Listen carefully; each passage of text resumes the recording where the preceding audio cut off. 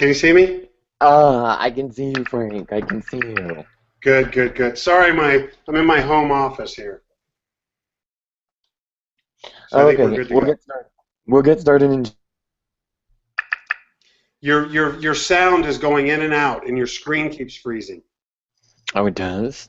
Yeah, Okay, can you hear me? I can hear you now. Yeah, Okay, perfect.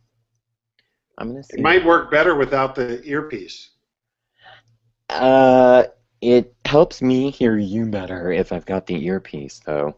Okay, sounds good. So how many participants have we? Four? Okay, four is better than zero.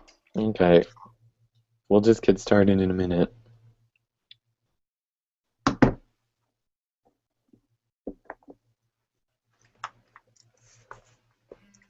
Okay.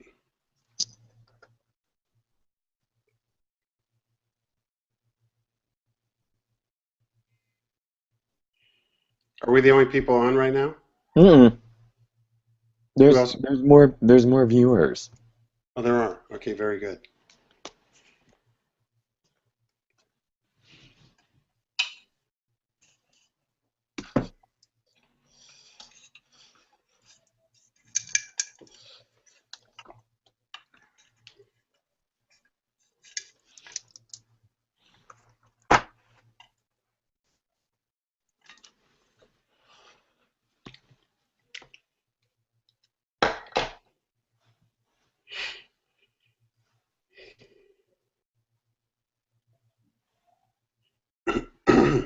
Excuse me.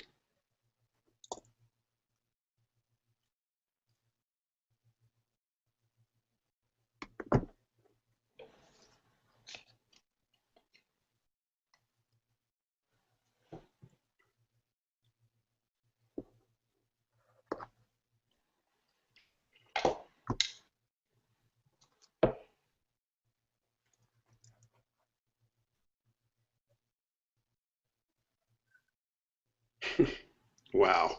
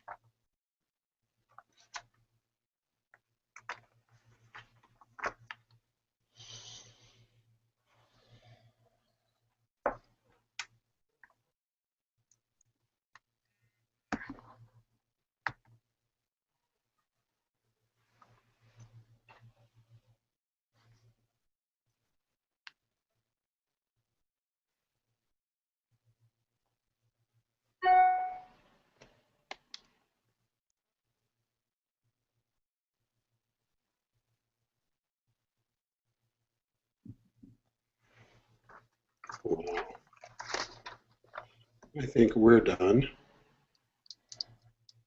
All right, we'll just get started in a couple minutes. If you're just logging in, we'll get going in just a minute.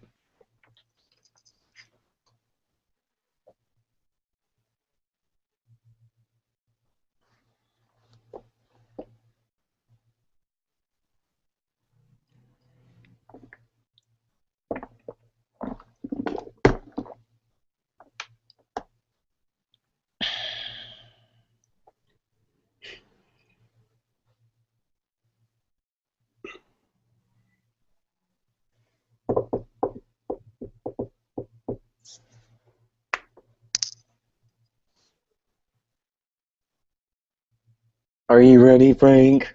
I'm absolutely ready and prepared. Awesome, awesome, awesome. Well, I see people are logging in, and I would like to welcome you to this. This is the first time we're actually trying this, doing a home buyer seminar online on Google Hangout. And we thought it might be an easier way for all of you out there who are interested in buying a home to actually log in from your computer and then come into our office. So this is the first time we're ever doing it, so if you have feedback for us, that's awesome. And I am joined by Frank Thomas from Movement Mortgage. Frank, thank you so much for being with me on this first ever Google Hangout. I appreciate it. Thank you. Thank you for allowing me to participate. Excellent. So what we're going to be covering today is we're going to be covering the home buying process, and we're going to do it in a couple of parts. We're going to talk about if you're buying your first home ever. We're going to be talking about that, and we're really going to be kind of going off this book, Your First Home, that was written by Gary Keller, who is the founder of our company, Keller Williams Realty. And then what I'm getting a lot of feedback from a lot of you is you would be interested in buying a home or another home if you knew what it looked like to sell your home and then buy a home at the same time and what that process looks like. So we're going to talk a little bit about that and some of the safety nets that we put in place to make sure that you don't fall through the cracks and that you're not homeless for a couple of days or a couple of weeks, and what we do to alleviate any of that stress. So, but the first things first, when we're talking about buying a home or getting pre-approved for or when we're talking about buying a home, really the first thing that we really want to do is talk about getting pre-approved for a mortgage, which is why I brought Frank in on this, because Frank is the expert. I'm not the lone guy. That's for how long you've been in the business. Well, thank you, Chris. My name's Frank Thomas, and I'm the branch manager, co-managing partner for Movement Mortgage here in Southern California. I've been a loan originator and manager in the mortgage business since 2001. I've been personally affiliated with Chris and Keller Williams since 2011 when my firm partnered with them. And I take great pride in doing, assisting people in buying the homes. And I take great pride in working with Chris, and I look forward to providing all of you with the information that you need to make an informed decision about moving forward. Excellent. Thank you so much for that. Let's talk for a second, Frank, because when I get referred to somebody, or I get a client referred to me, or I get an internet leads, a lot of you are the reason why you're here is because you've logged onto my website and you're searching for a home. And one of the first things we like to do is get you pre-approved for a home mortgage. And Frank, can you tell us what that first step looks like, and what is it that you need from somebody to get pre-approved for a loan? Can you kind of walk us through that a little bit? By all means. Well, there's four major things that we're going to look at as a lender in order to make an informed decision about qualifying someone for a loan. We're going to look at your employment. Obviously, that is directly related to your income. We're going to look at the type of property you're buying. We're going to look at your assets, and we're going to look at your credit. Most important of those being credit and income. And there's a process we go through. Typically, what we'll do when Chris refers a client or one of you to us is that at Movement Mortgage, you'll sit down with me or complete an application online.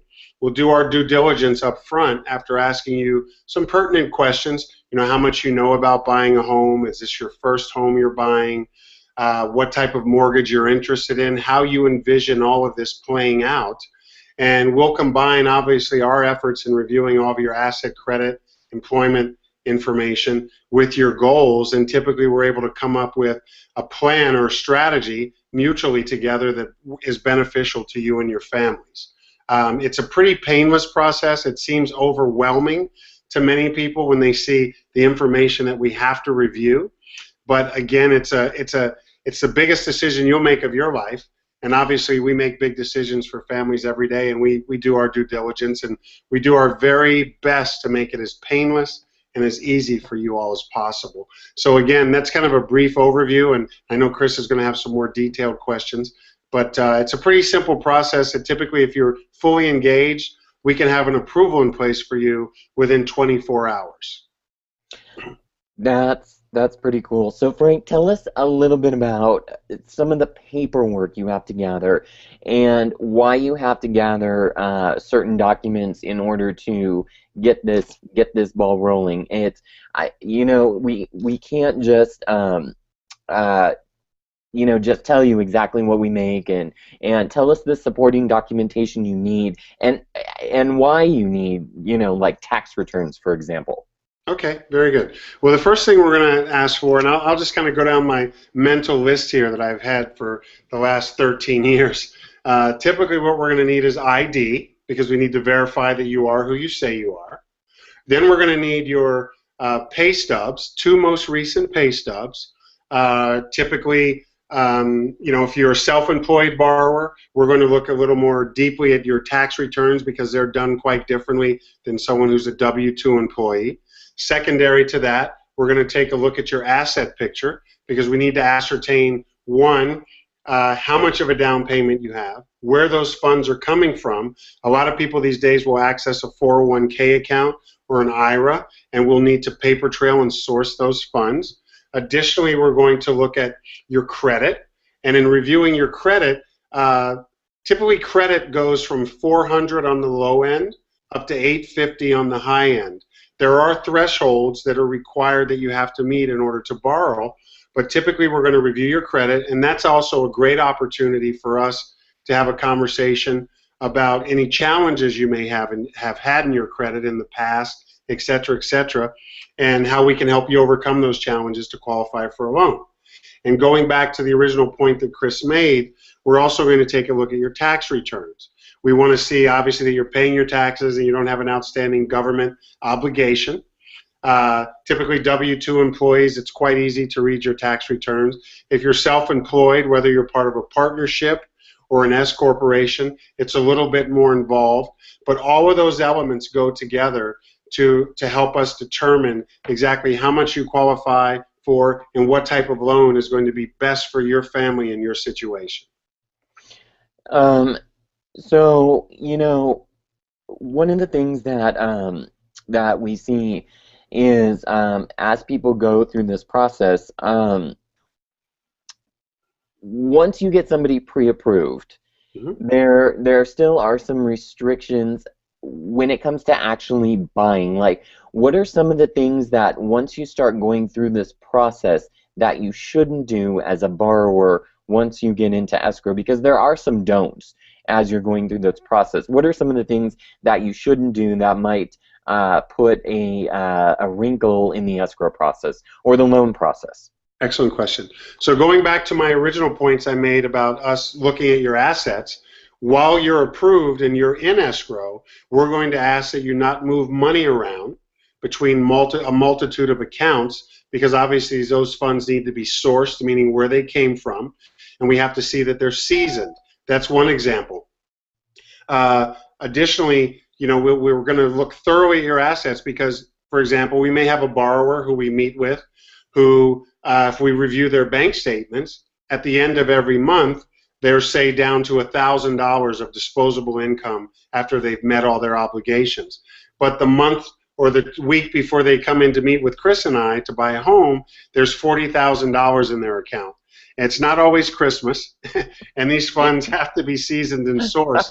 So again, we ask that you not move a lot of money around. Additionally, once you get into an escrow and you're working with Chris or myself, it's very important that you not open or establish any new credit, i.e. credit cards, go out and buy a new car. There are emergencies and things that come up that we can certainly circumvent and work our way around, but those are two very, very, very important things.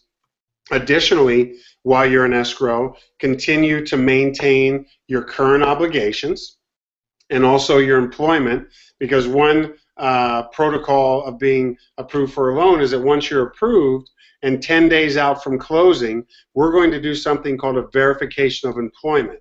We're going to ensure that you're still employed by your employer, i.e. so that you can afford the mortgage that we're extending to you. So I think those things pretty much cover it. In terms of some of the don'ts to do. Some of the do's are to stay on top of your obligations, as I noted, and just keep a great attitude because Chris is going to find you a fantastic home. Well, thank you. I appreciate that. So let's talk for a second because there's a lot of people are concerned with the interest rate, and I know you get that question a lot, and I know you get that question because I get that question a lot. People keep asking me when they're getting ready and they're getting serious about writing an offer. They're always asking me, "What's the interest rate? What's the interest rate today?" And a lot of people. Like they'll be standing in line at the bank to deposit a check or whatever, and they may see a rate on their board at whatever bank they're at. Because I see it at my bank, and it might say 3.675 or whatever. Can you talk about the rate? What does that rate mean?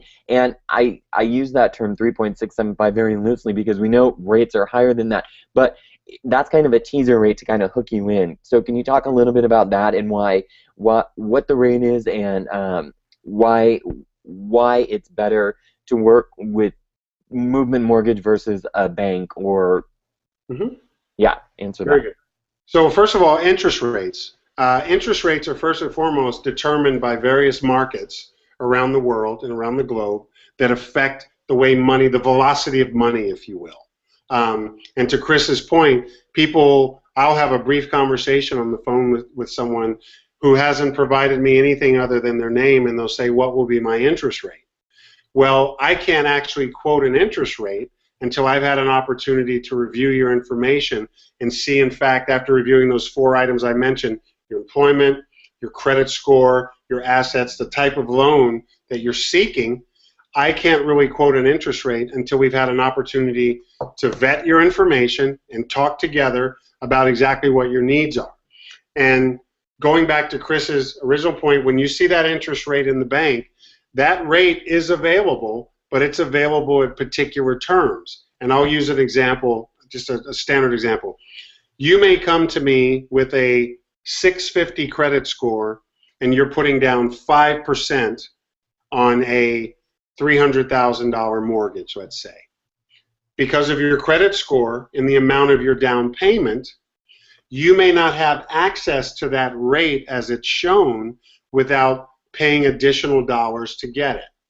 Someone else who walks into that same bank who's buying a $300,000 home and putting down 20%, pardon me, may have access directly to that interest rate. So again, interest rates are determined more so by your qualifications and your credit profile than it is a standard general rate that everyone qualifies for. And I think anyone who quotes you rates without actually looking at your information, doing the due diligence, is being disingenuous and not transparent. That definitely a good point. So I wanted to get back to my notes because I was actually engrossed what you were saying. One of the things this came up recently, not on a deal that we did, but I think it's actually important that because it was an experience that you had.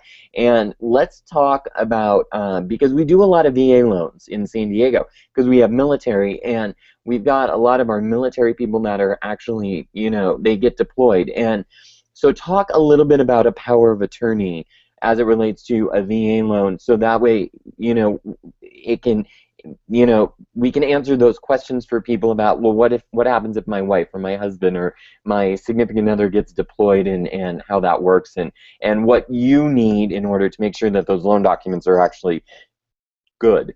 Okay, good question. Well, in terms of the military, I use that example. Most military families and spouses have a power of attorney anyway, just based on the nature of the service and the commitment that they serve us with just by serving our country. Because they're often abroad, they're often in theaters that are dangerous, so there's always a power of attorney in place.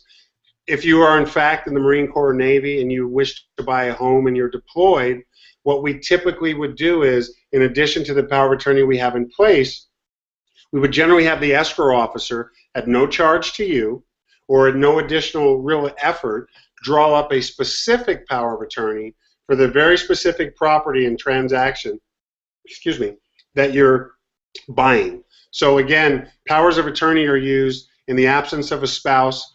They generally will cover a plethora of assets and things like that that a family may own. But for a real estate transaction, we typically need a specific one, which most experienced escrow officers, lenders, and realtors know how to facilitate it. No additional challenge for you. Frank, if somebody is interested in getting a home loan or has any more questions, how is it that we can get in contact with you? A great way would be right here. I'll hold that up there for a minute. Frank Thomas, and feel free at any time to call me and or to email me, and I'd be more than happy to answer any questions. Additionally, for those of you who have challenging work schedules, et cetera, I'm always available to start and facilitate applications online through my website, which is noted on my card, www.frankthomasloans.com. There's also a great information portal there to answer any questions. If there's anything there that is or any of your questions are not being answered by what's there, I always welcome phone calls, and I certainly would appreciate the opportunity to earn your business should you decide to move forward. Excellent, Frank. Thank you so much for being here with me and chatting a little bit. I appreciate it very, very, very, very much. Can I take my arm down now? Yes, you can take your arm down now. Thank you. Thank you, thank you, thank you. And you guys, I can also give you Frank's contact information as well. If you contact me, I've got access to Frank, no problem. He sits right downstairs from us in the office over there. So thank you, Frank. I appreciate you being here. If I may add one more point, if any of you who have joined us here today in the past have had a short sale or a foreclosure, please don't let that discourage you from talking to Chris and I, because there are programs and there are channels which we can help you get back into a position to buy a home. Because as you know, owning a home not only sets you up for great tax benefits, you also have an appreciating asset that, based on standard San Diego appreciation, we're seeing 8 to 10% annually. And additionally, it will certainly improve the quality of your life knowing that this is your home, you're paying for it, you own it, your landlord's not collecting the benefits, and again, it's a great way to set your family up for a fantastic future. Excellent. Thank you so much, Frank. I appreciate you being here. Thank you. Adios. Signing off. Wish you guys tomorrow. All right. Thank you. Bye-bye. So let's talk a little bit about the home buying process, and we're going to be doing it, like I said, out of Gary Keller's book, Your First Home. So if you'd like a copy of this book, you can contact me. You can email me at cmspade@gmail.com. You can get me on Twitter at SDAceofSpades, and then we'll get you a copy of this book. This is a handy resource that will talk to you and get you through the home buying process, and it will discuss a lot of what Frank had just said. But let's talk for a quick second about actually buying a home. There's actually 8 steps when it comes to purchasing a home, and this holds true anywhere across the country. So if you're actually not watching this here in California, this is kind of like a global thing. The first thing, you have to make the decision to buy. So you wouldn't be here if you hadn't already made the decision that you actually want to buy a home. So good for you for being here, and it definitely is going to be one of the largest investments you'll ever make, and it's going to be one of the best investments you'll ever make. The second thing is you have to decide to which agent to hire, and I do hope that is me.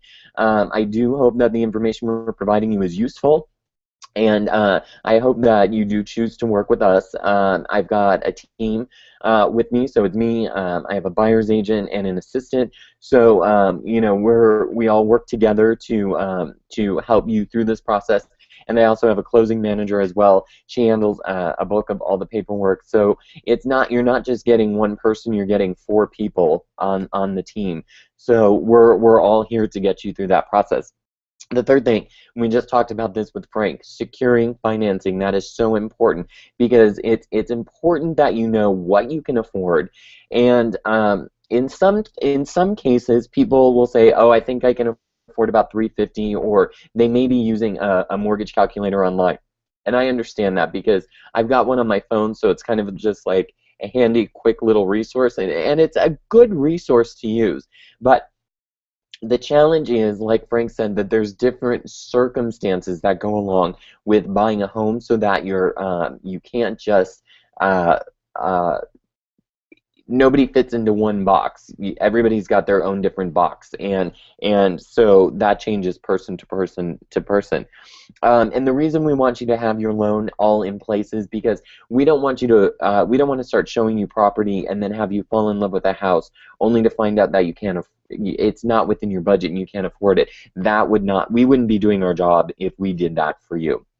The fourth thing is we're going to be looking for your home. And the way that most people start looking for their home is they start searching online, and that's a good place. And like I said, many of you, we know that you're internet users and that you're shopping online already. I mean, people shop online for everything from shoes to wallets to clothes and houses, and we get that, and we're grateful that you're using our website to actually go through that process.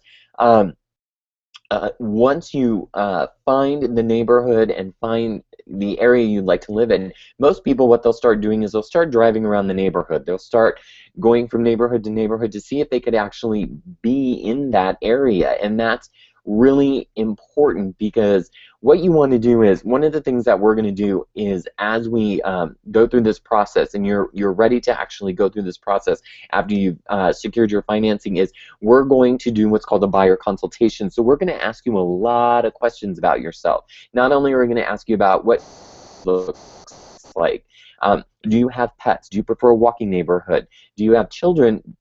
Are schools important to you? Well, kind of a no-brainer. Of course, schools are important to you if you're a parent. But do you like walkability? Do you mind not getting into your car? Do you want to be close to the beach? Do you prefer to be in the mountains? Do you prefer to be a little bit inland, kind of central coastal? What do you like to do on the weekends? And, one of the other questions we always ask people, and they're kind of shocked by this question that we ask them, and that is, how far do you want to actually commute to work? Because, people tell me, oh, well, I wouldn't mind living in Oceanside when they live downtown San Diego. I always tell them, I say, you know what, if that's where you want to live, and they've never lived in Oceanside, and maybe they've lived in Pacific Beach, but they're looking at the prices in Oceanside and what you can get, because neighborhood by neighborhood, real estate is different and prices are different. I always tell them, do that drive at 5 p.m. on a Wednesday. Do that drive at 5 p.m. on a Wednesday just to see if it's something that you can actually handle. So we're going to be consulting you, and we're going to be digging deep into your wants and needs analysis, which is going to bring you to under your finding your home.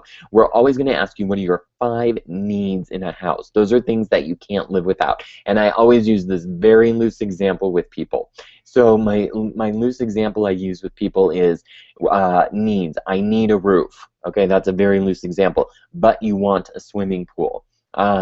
Those are very, very, very different things. So those are that kind of gives you an idea. So what are your deal breakers? What are the things that you won't live without? And so that's kind of what we do when we do our want analysis. Then it comes to actually making an offer. And what you want to do when you make an offer is you want to make a very reasonable offer. The offer has to be very reasonable and very, very good. And you want to make sure that that the offer you're making isn't going to insult the seller, but it's going to be a win for you, because if you're in a multiple offer situation, you want to make sure that your offer is taken very seriously. And I know a lot of you, I hear, oh, what about bank-owned properties? What about short sales? Well, those were very popular a couple of years ago, but they're not so popular now. And the reason they're not is because the banks have pretty much weeded those out. And when you go and pull the tax records on foreclosures and short sales, there really aren't that many around anymore. So what we want to do is make a reasonable offer, and what we're going to do is we're going to run a comparative market analysis on the property that you're thinking about writing an offer on, and give you a little bit of education on what the best offer is that you can make. And we're going to call that other agent, and we're going to see if there's any other offers on the property. Is there multiple offers? You know, what do we have to do to look at to make sure our best foot is forward in that process? Then after we get the offer accepted, we're going to be performing our due diligence. Now in California, the typical time to do all your due diligence, like inspections, doing some last minute securing of your loan, because there's always going to be a couple pieces of rogue paperwork that might be needed. Making sure we get all our ducks in a row, reviewing all documents, reviewing disclosures. If you're buying a condo, you're going to get your HOA documents and certification, and you're going to get all those things. And we're going to have 17 days to review those. And the cool thing is we review all those documents with you. You have to read all the HOA documents yourself, but we do review all the disclosures. We get you through the inspections. If we need further inspections on anything, we've got plumbers, electricians, we've got carpenters, we've got chimney people. It doesn't matter. We've got those people in our resources that we can call on to see if any of the things that the home inspector finds is anything that needs any repair, which then will bring us to what's called a request for repair, if there is anything. Now keep this in mind. This is very, very important because I want everybody to understand this. As you are doing a request for repair, well, first of all, when you make an offer, you're always purchasing a property as is. It says that right in the purchase agreement. You're always purchasing that property as is. There is wiggle room. You can do a request for repair, but also know that a request for repair is not a total deal breaker. It is a compromise. So if there's 5 items that we want repaired or we want fixed, what I would totally suggest is instead of having the seller fix those items, I would ask for a credit.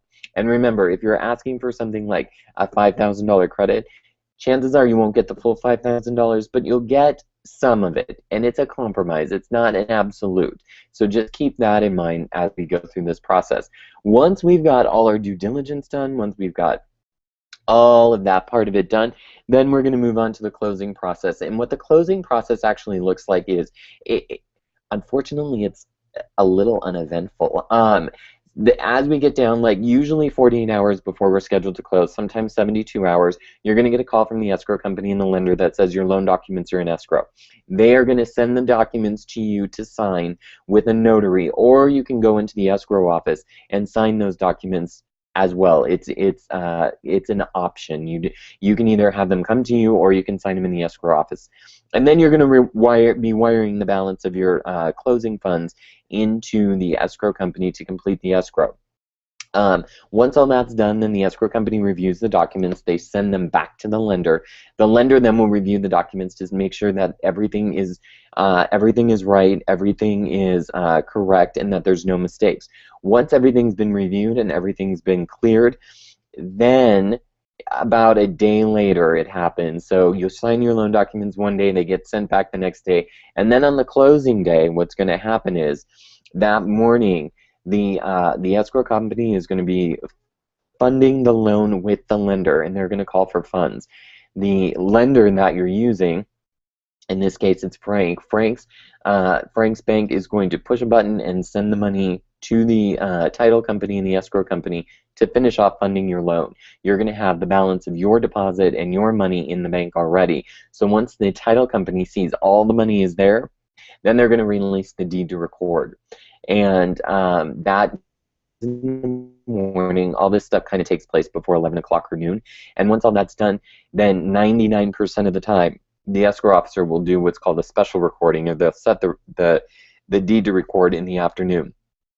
They'll release it to record, and what they do is then they call the county recorders and they say, okay, you can record this deed. And those recordings usually take place, and we get confirmations anywhere between 4 and 6 o'clock in the afternoon.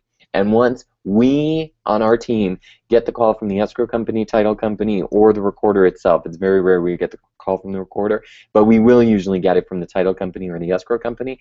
Once we have received that call that we have confirmed, you are now a homeowner.